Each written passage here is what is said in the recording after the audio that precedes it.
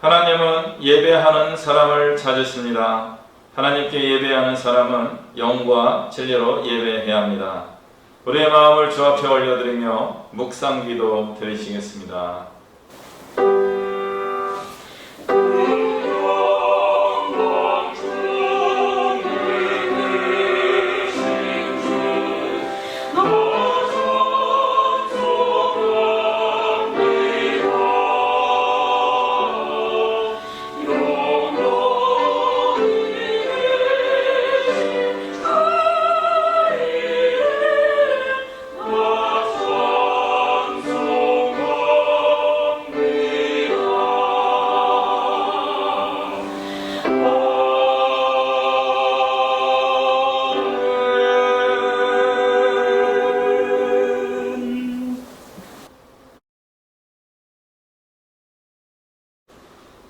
찬송가 80장 우리 찬양하겠습니다.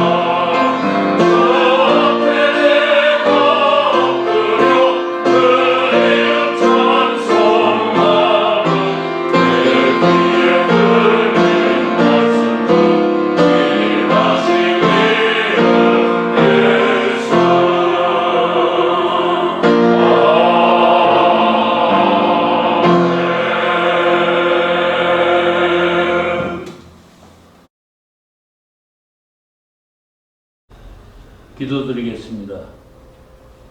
우리의 삶의 주인 되시는 하나님 아버지, 거룩한 주일날 주님 이 자리에 있게 하시니 가장 큰 축복으로 은혜 주실 줄 믿습니다. 우리 안에 먼저 감사가 가득하게 하시고 주의 풍성한 은혜가 넘쳐나게 하여 주시옵소서. 이 시간 우리의 모든 허물과 연약함을 십자가 앞에 내려놓게 하시고 하나님의 은혜와 사랑으로 저희를 덮어주시사 예배의 은혜와 축복으로 하나님의 음성을 듣는 귀한 시간 될 수 있도록 인도하여 주시옵소서. 주의 손 의지하여 이 나라 이 민족을 위하여 기도드리오니 경제적인 어려움과 정치적 갈등을 다 이겨내게 하시고 그 길을 여호와 하나님께서 인도하여 주시사 우리들 다음 세대에게도 거룩한 땅을 물려줄 수 있도록 도와주시옵소서. 아버지 하나님, 이 한교회를 위하여 기도합니다. 동안도 함께 하셨고 은혜로 함께 하실 것을 믿고 감사합니다. 9월부터 드리는 대면 예배를 통하여 예배가 회복되고 우리의 믿음이 더 단단해지는 시간이 되기를 간절히 기도합니다. 특별히 담임 목사님을 영육간에 강건하게 붙잡아 주시고 이 거룩한 제단을 지켜가기에 부족함이 없도록 도와주시옵소서. 오늘도 예배를 준비하며 헌신하는 모든 손길들을 위해 주님께서 함께 하시고 저들의 땀과 노력이 헛되지 않도록 하나님 축복하여 주시옵소서. 하나님 아버지, 우리 예한 성도들이 고민하며 기도하며 하나님을 찾는 모든 기도들이 들어 응답되는 시간 되게 하시고 온전히 주님의 영광만을 바라보며 돌아가는 귀한 시간 될 수 있도록 축복하여 주시옵소서. 모든 예배를 주님께 의탁합니다. 우리 하나님 홀로 영광 받아 주시옵소서. 감사드리며 예수님 이름으로 기도드렸습니다. 아멘.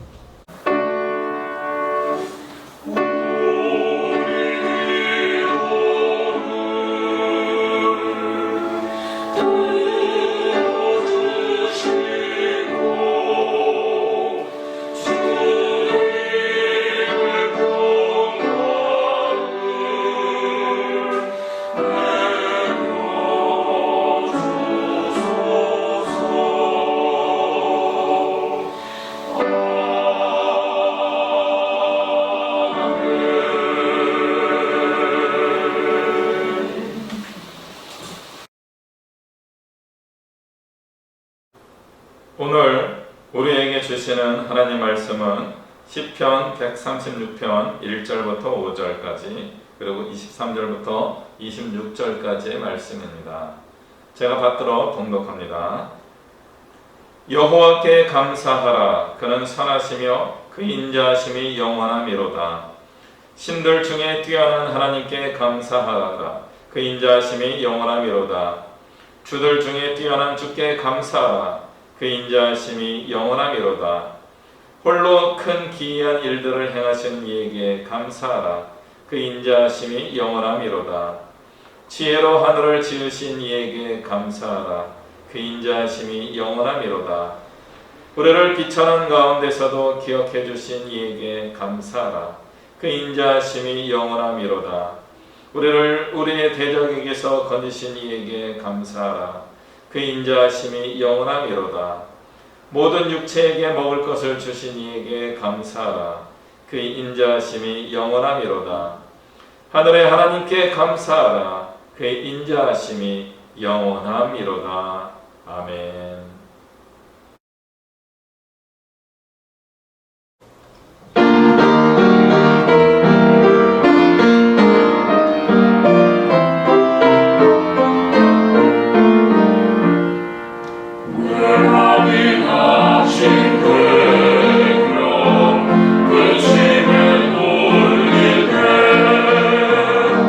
주께서 내게 오사 위로해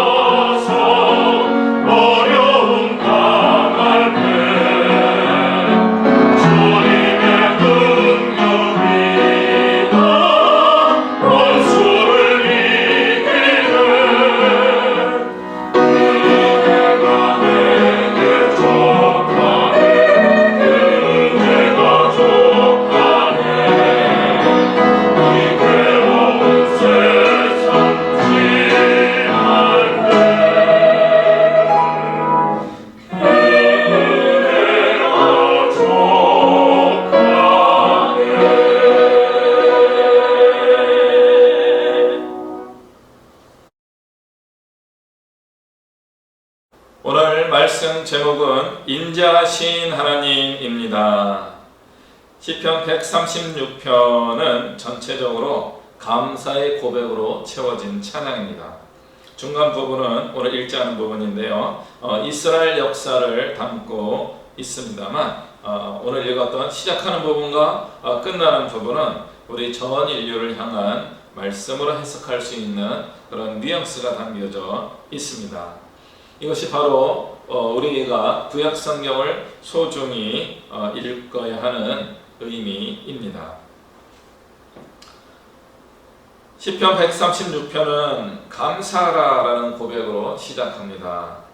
그리고 그 이유를 설명합니다.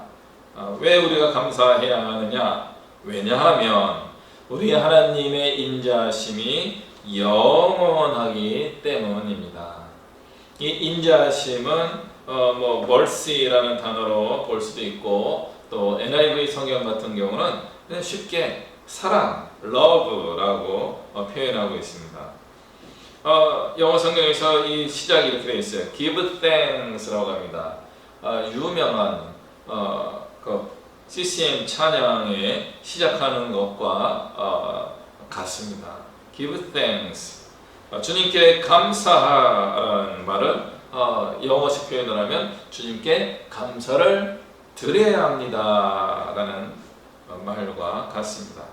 드린다, give, 드린다라는 의미에서 우리는 또 어떻게 이 찬양시를 해석할 수 있습니까? 예배다라고 해석할 수 있어요. 예배한다, 예배를 드린다. 감사를 드린다는 것 자체가, 감사하다라고 고백하는 것 자체가 바로 예배입니다. 우리가 들을 예배들이 그 종류라고 하면 좀 이상하긴 하지만 여러 종류가 있습니다.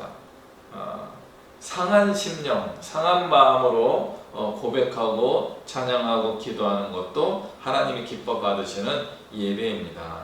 구약의 표현으로 하면 제사죠, 제사. 하나님이 받으시는 제사는 상한 심령입니다. 그래서 시편 찬양에는 애통하는 노래들도 들어있습니다. 그 애통하는 노래가 바로 예배입니다. 자기가 겪고 있는 고난에 대하여 주님께 있는 그대로 말씀드리는 것을 포함하여서 나의 죄를 회개하는 애통하는 노래 역시 바로 예배가 됩니다. 굉장히 소중한 예배입니다. 그럼에도 불구하고 우리가 가장 이상적인 예배는 어떤 예배이겠어요? 감사하는 예배입니다. 애통하는 찬양시에도 감사가 들어있어요. 회개할 수 있는 것도 감사의 제목입니다. 우리의 회개를 하나님이 받아주셨다는 것, 이 자체가 얼마나 놀라운 일인지 모릅니다.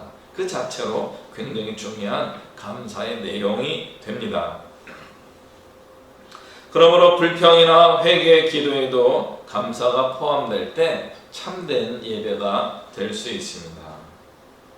왜냐하면 우리가 그런 어려운 상황을 겪게 되는 것을 불평할 때 들으시는 분이 계시기 때문에 얼마나 감사한지 몰라요. 우리 이야기를 귀 기울여 들으시는 하나님이 계십니다. 그 하나님이 계신 것이 감사합니다. 그러므로 애통하는 노래에도 감사의 고백이 들어갈 수 있고 그것이 예배가 됩니다.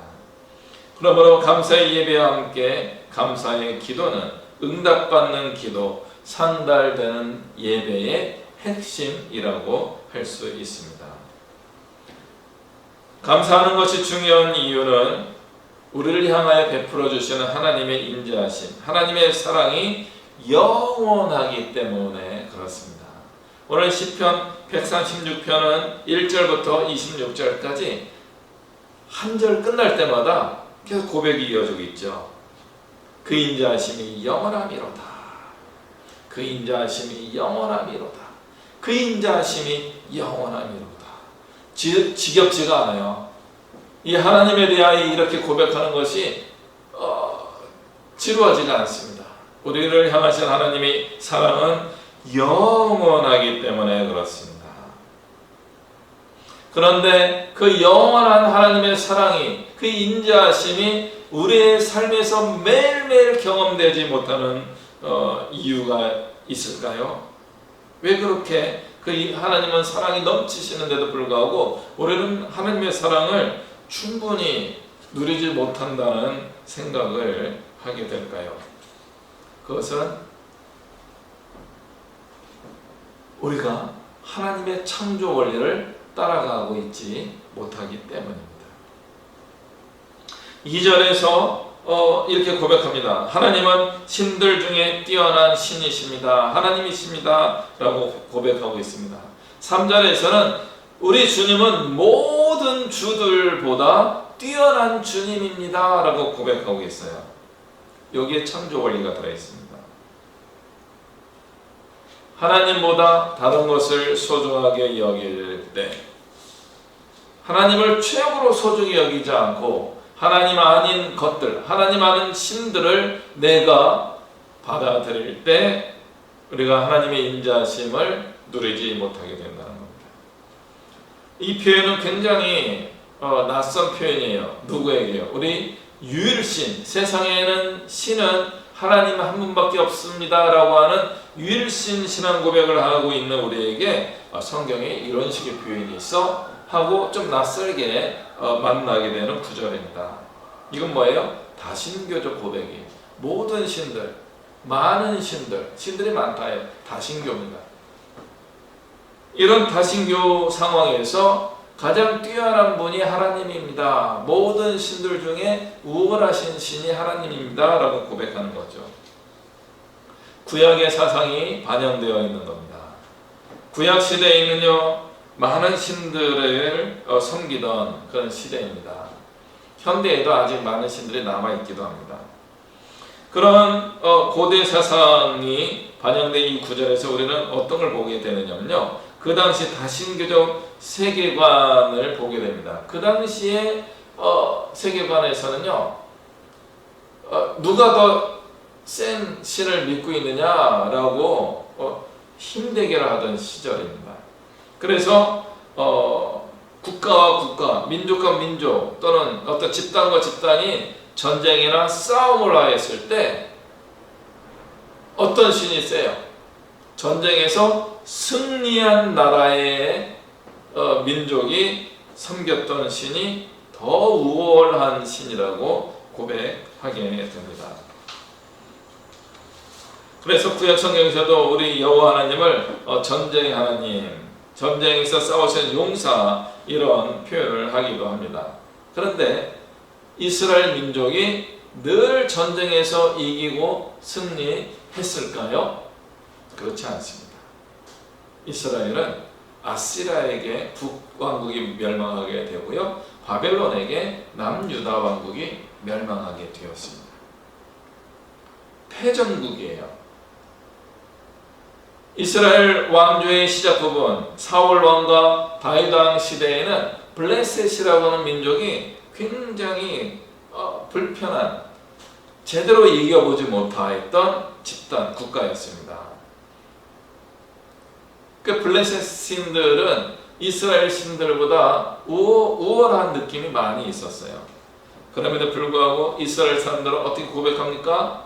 우리가 전쟁에서 결과적으로 블레셋과 싸워서 이기긴 하지만 그 이기지 못할 때도 우리의 하나님만이 유일한 하나님입니다. 참된 하나님입니다. 이런 고백을 하였습니다.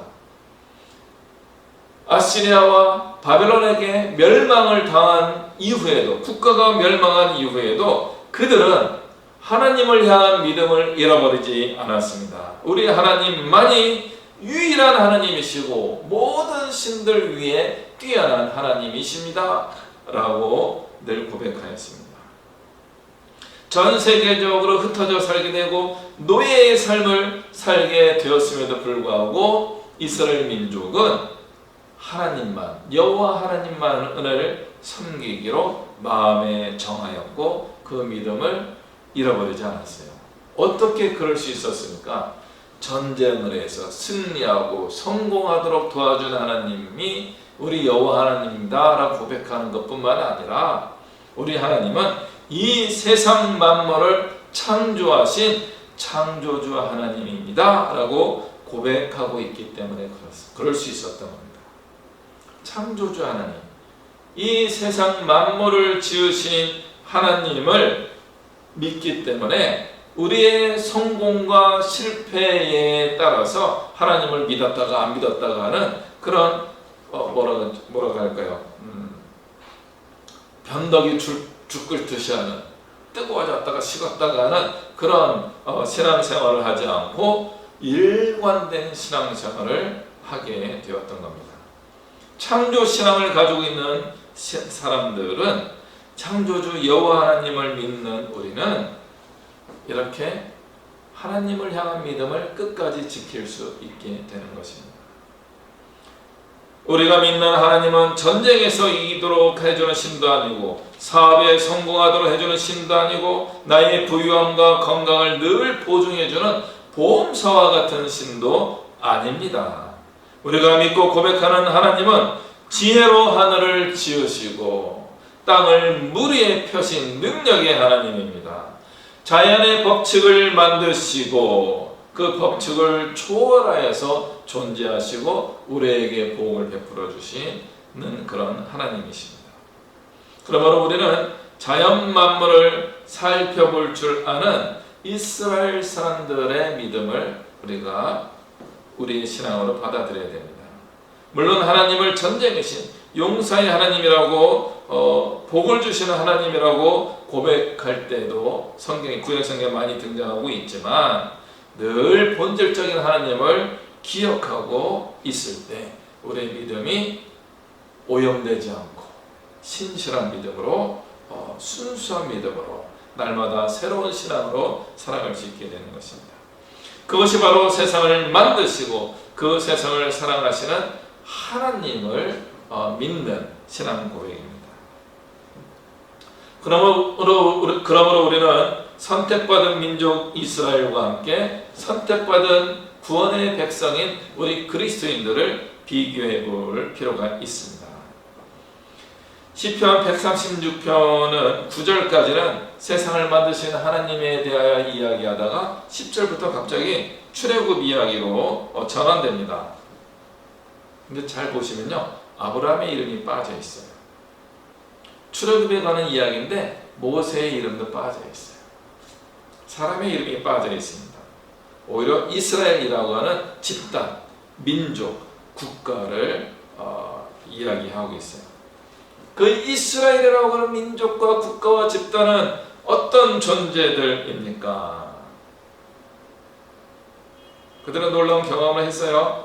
이집트를 탈출할 때 장자의 죽음을 보게 됩니다. 그런데 이스라엘의 자손들 중에 장자는 한 명도 죽지 않고, 심지어 소와 양, 가축들의 첫 태어난 새끼들도 죽지 않습니다. 그런데 이집트에만 사람의 장자들 뿐만 아니라 동물의 첫 새끼들까지도 다 죽는 재앙이 내리게 됩니다. 이집트를 탈출하여서 홍해를 건너는 이야기, 그리고 가나안 땅에 들어오기 직전에 아모리 왕 시온과 바산한 옥과의 전쟁을 치르게 됩니다. 그런데 그때 모든 주체적인 능력을 행하는 존재는 누굽니까? 하나님이었던 겁니다. 이 시편 136편은 계속 그것을 고백하고 있어요. 이스라엘 민족이 이런 경험을 했는데 그 경험을 이루어 주신 능력자는 누구냐? 아브라함도 아니고 모세도 아니고 이스라엘 민족도 아니고 하나님이셨습니다. 바산왕 옥과 아모리 왕 시온을 죽이신 분은 하나님이십니다 라고 고백하는 거예요. 그들이 죽였어요. 이스라엘 전쟁을 해가지고 그들을 물리치고 그 상대의 지도자들을 처형을 한 겁니다. 그런데 자기들이 한 것이 아니라는 거죠. 자기들이 할 수 있도록 하나님이 하셨습니다 라고 고백합니다. 그 고백에 이 선택받은 이스라엘 백성들은 어떻게 이야기하고 있어요? 23절에 우리는 비천한 자들이었습니다. 우리는 비천한 자들이었습니다 라고 고백하는 거죠. 우리가 날마다 복받는 비결이 여기에 있습니다. 이 비천하다는 것은 low status라고 합니다.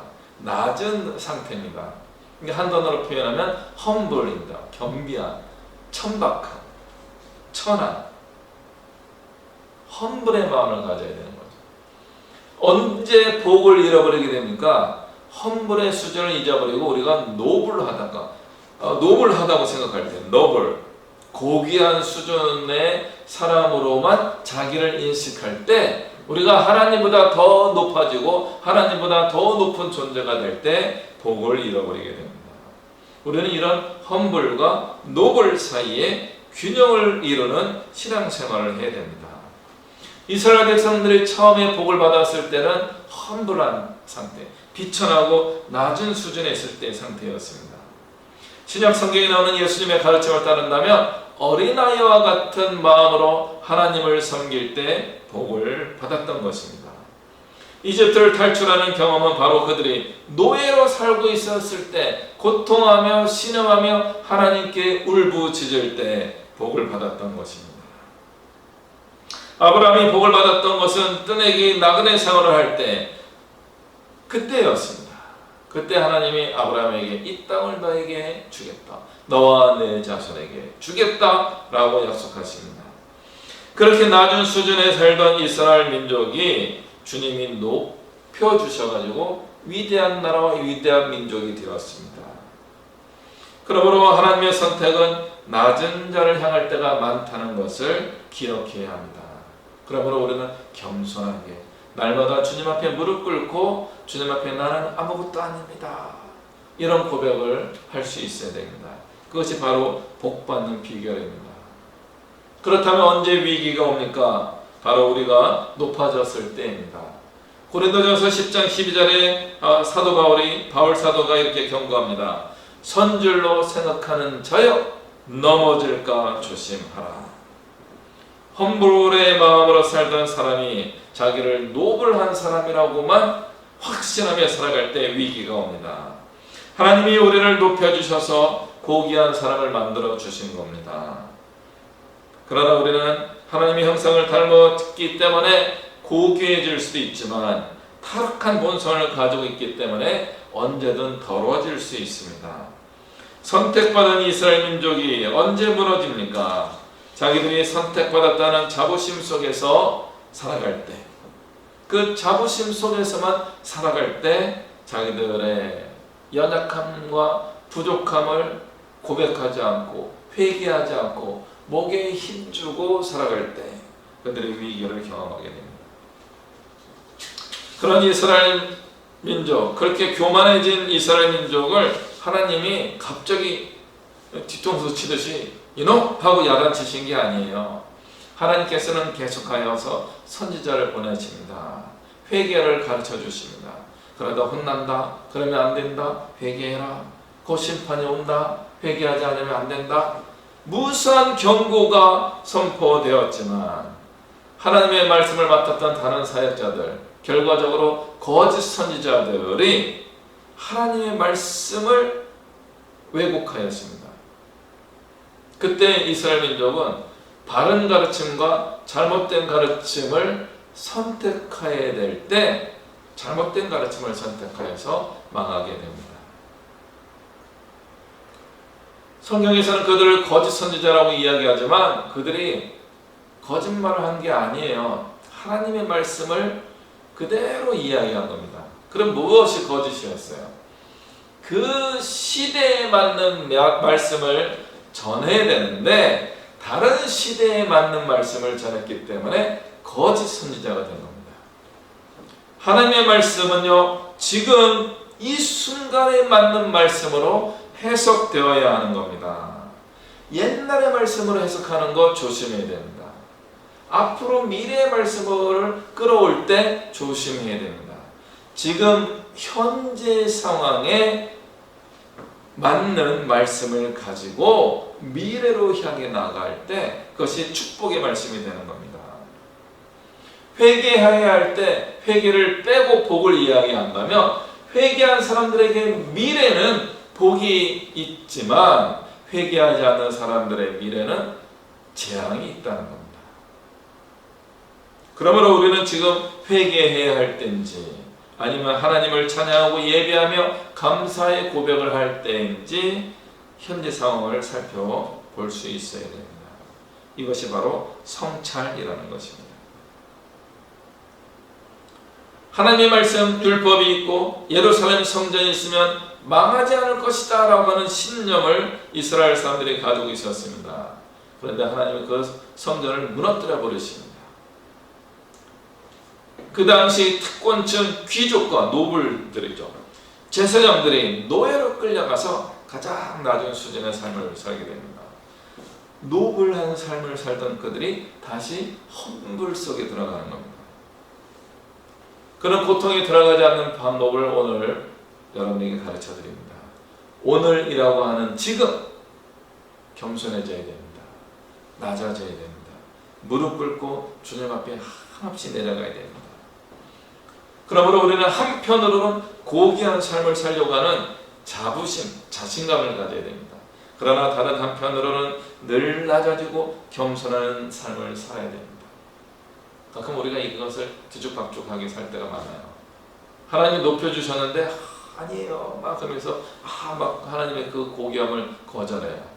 지금 내가 겸손해져야 되는데 이 정도면 됐지 않아요? 하면서 하나님 앞에 막 당당할 때가 있습니다. 우리가 그런 균형 감각을 잃어버릴 때가 많이 있습니다.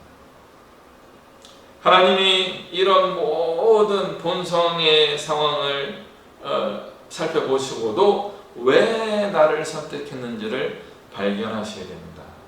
우리 예안교회 성도님들이 왜 2021년도에 김동성 목사와 함께 교회를 이루어가게 되었는지를 생각해 보셔야 됩니다. 저도 마찬가지입니다. 그냥 저 혼자 죄송해요. 저 혼자 자유롭게 이렇게 교회 생활을 하고 싶었는데 왜 우리 예안의 기존 성도들과 제가 만나게 됐을까요? 변화해야 할 때가 되었기 때문에 그렇습니다. 저도 변화해야 되고요. 여러 성도님도 변화할 때입니다. 비참한 가운데 있는 우리를 기억하시고 그런 선택을 해주신 하나님이 우리를 정하신 이유가 있어요. 우리에게 유산을 주시기 위하여, 기업을 주시기 위하여, 산업을 주시기 위하여, 복을 주시기 위하여 그렇게 하신 겁니다. 우리는 그렇게 복받는 사람이 될 것입니다. 그럼 복 있는 사람들은 어떤 복을 받게 될까요? 하나님은 분명히 무에서 유를 창조하신 분입니다. 아무것도 없는 공허함 속에서 MTA라고 하죠. 빈 공간에 이 우주 만물을 만드시고 채워 넣으시는 능력의 하나님, 창조주이십니다. 그럼에도 불구하고 세상을 만드신 이후에는 하나님이 어떻게 일하십니까? 있는 것을 가지고 재분배하십니다. 달란트의 비유나 문화의 비유가 가진 주제 중에 하나가 열심히 하면 5달란트가 10달란트를 만들 수 있고 2달란트가 4달란트 만들 수가 있고 1달란트 있는 사람 뺏기더라 하는 그런 내용으로 볼 수 있어요. 또 하나의 주제가 있습니다. 무릇 있는 자에게는 더 주시고 없는 자는 그 있는 것까지도 빼앗기리라. 이것이 예수님이 달란트 비유와 문화 비유에서 같이 해주신 이야기예요. 성경에도 보면 가나안 땅은요 빈 땅이 아니었어요. 빈 땅, 무주공산이라고 하죠. 아무도 없는 데 가서 이 땅을 차지하라 한 것이 아니고 이미 가나안 7족속 혹은 8족속이 살고 있는 그 땅을 싸워서 쟁취하게 만드신 것이 구약의 방식이었습니다. 아무것도 없는 빈 땅을 주신 게 아니에요. 있는 땅을 주신 겁니다. 하나님의 방식 중에 한 가지가 그것이에요. 있는 자에게 더 주시고 없는 자에게는 빼앗으십니다.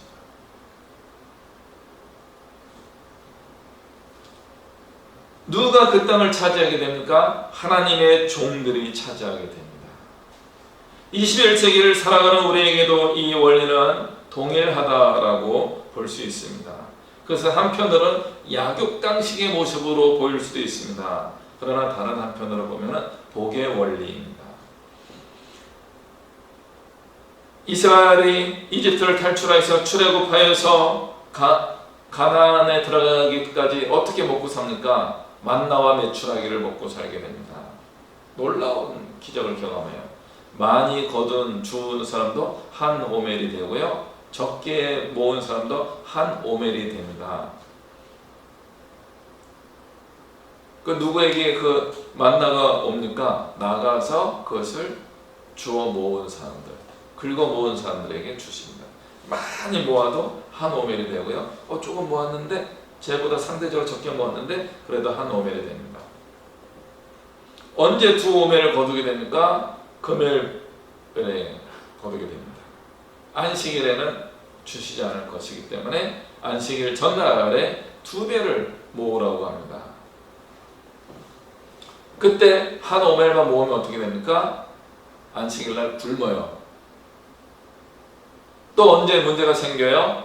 한 오멜 받은 것을 가지고 내일 하나님이 깜빡 잊고 안 주실 수도 있지 않을까 하고 그것을 보관하게 되면요, 벌레가 생깁니다.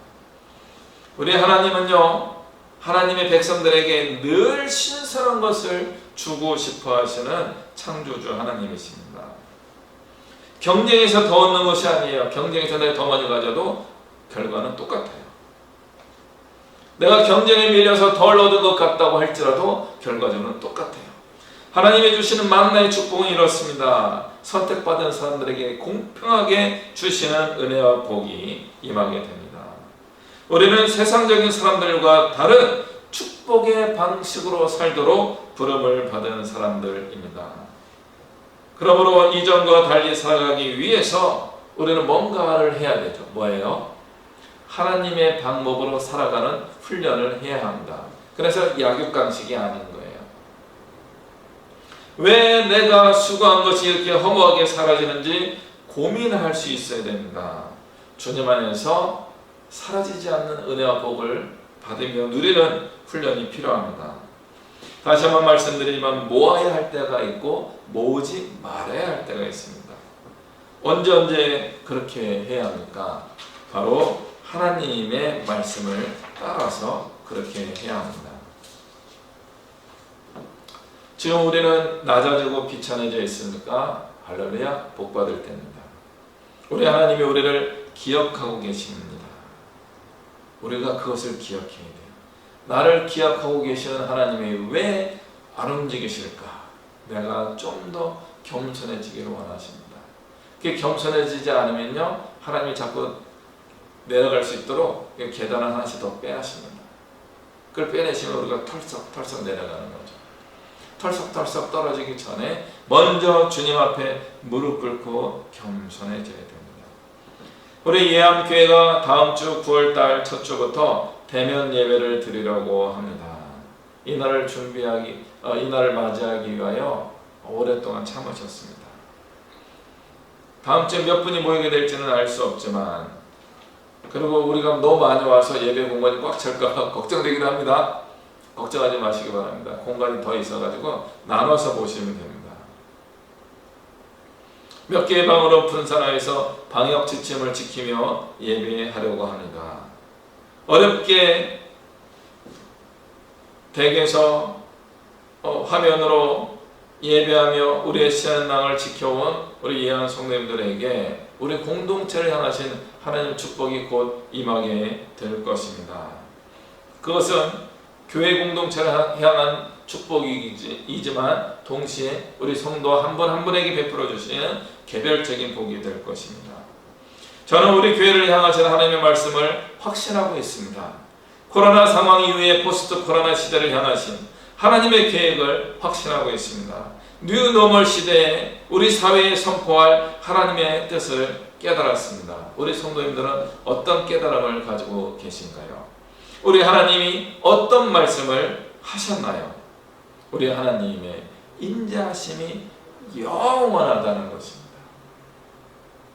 우리가 회개하고 주님 앞에 겸손하게 험불하게 비천한 모습으로 나아갈 때 우리를 붙잡아 주시고 우리에게 놀라운 은혜와 복을 베풀어 주시고 우리를 일으켜 세워주시고 우리를 높은 곳에 올려주실 것입니다.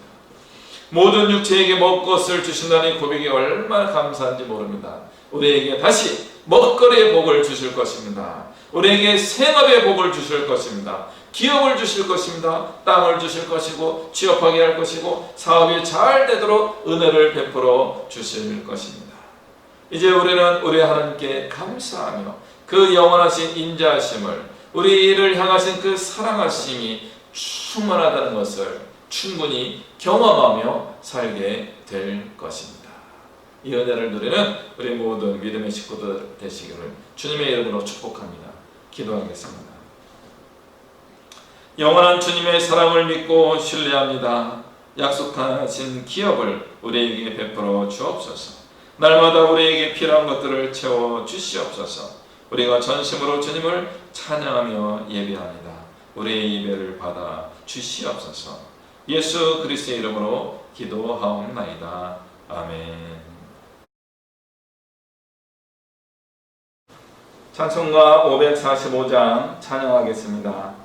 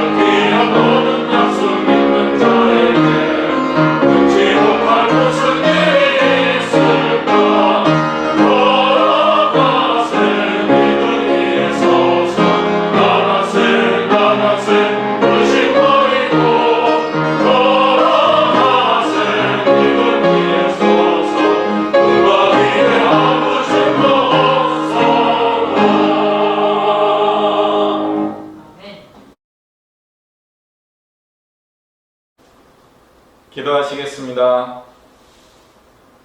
이 시간도 오늘 우리와 함께 하시는 우리 주 예수 그리스도의 은혜와 살아계신 하나님 아버지의 영원하신 사랑과 성령 하나님의 소통하시는 은혜와 역사하심이 창세전부터 우리 한 사람 한 사람을 주님께서 계획하여 주셨고 많은 선지자와 그리고 독생자 예수를 통하여 하나님의 말씀을 분명하게 우리에게 전하였음을 믿음으로 확신하며 그 말씀대로 살기로 다짐하며 나아가는 이곳의 머리 숙인 주님의 백성들 머리 위와 그 부르심을 따라 땅끝까지 이르러 복음을 전하기 위하여 애쓰시는 선교사들과 그 모든 사역 위에 이 나라와 이 민족 위에 열방 위에 이제부터 영원토록 함께 하시기를 간절히 축원하옵나이다. 아멘.